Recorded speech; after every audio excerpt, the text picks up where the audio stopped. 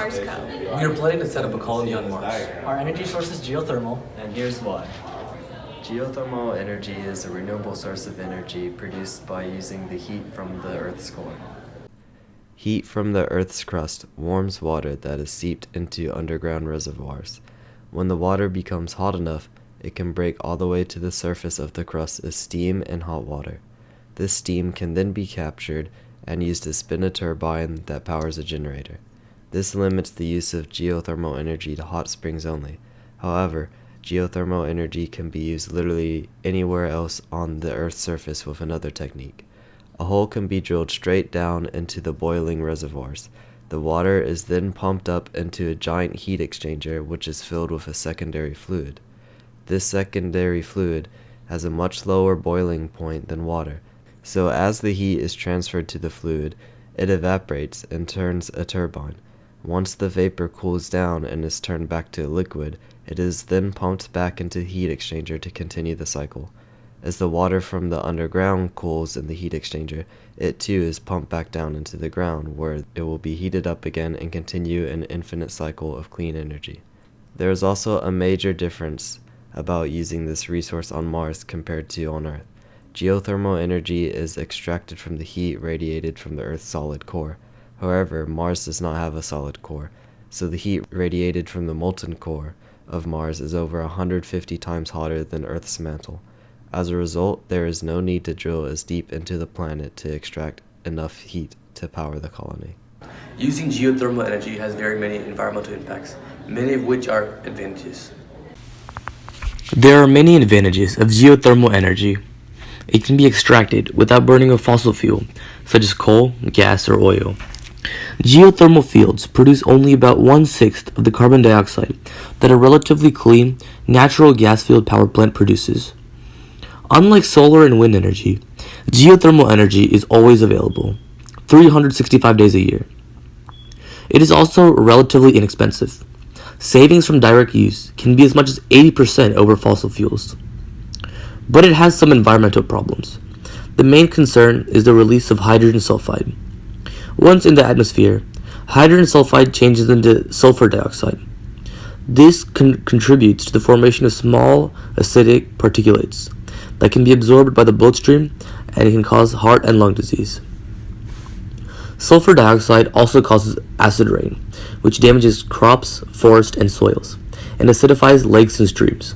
However, sulfur dioxide emissions from geothermal plants are approximately 30 times lower per megawatt hour than from coal plants. Another concern is the disposal of some geothermal fluids, which may contain low levels of toxic materials. Some geothermal plants also produce small amount of mercury emissions, which can be mitigated using mercury filter technology. Scrubbers can reduce air emissions of mercury, but they produce a watery sludge composed of the captured materials. This creates the problem of toxic waste. Geothermal energy not only benefits the environment, it also benefits the community. Unlike coal and natural gas, geothermal energy has no hidden costs such as land degradation, high air emissions, forced extinction, or destruction of wildlife and habitats.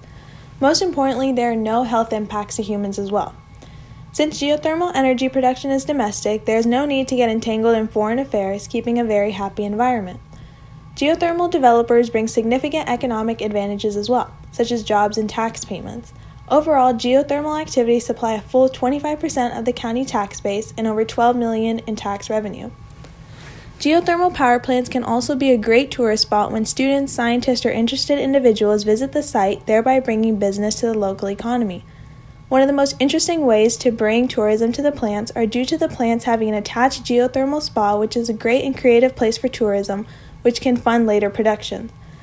As we begin to develop on Mars, it is very important to notice that geothermal energy can provide the answers to infrastructure needs while preserving the cleanliness of these newly developed lands. geothermal energy, when compared to other renewable energy sources, has more advantages than disadvantages. When geothermal energy is compared to other renewable energy sources, it can be seen that geothermal energy contains few, if any, polluting aspects. Also, the carbon dioxide emission and residue caused by a geothermal power plant are seen as minimal. An average geothermal power plant releases an equivalent of 122 kilograms of CO2 for every megawatt hour of electricity it generates, which is 1/8 the CO2 emissions associated with a typical coal power plant. Furthermore, geothermal reservoirs are naturally replenished. According to some scientists, the energy in our geothermal reservoirs will last billions of years. While fossil fuels have an expiration date comparably to other renewable energy sources, geothermal energy is not going to expire anytime soon. Moreover, the power output of a geothermal plant can be accurately predicted and is not subject to the same low-level energy fluctuations like solar or wind. Even though the planet of Mars may have been terraformed to have an Earth-like atmosphere, it does not take into account for Mars's natural weather problems.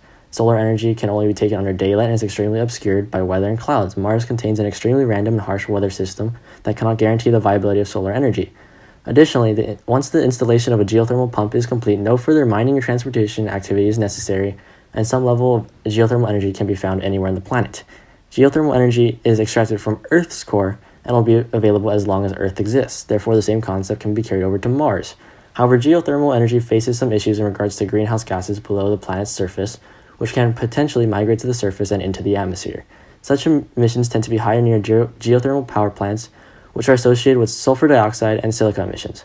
Also, the reservoirs can contain traces of toxic heavy metals including mercury, arsenic, and boron. As a complete overview in the long-term colonization of Mars, geothermal energy is the most viable to safely ensure the colonists' survival.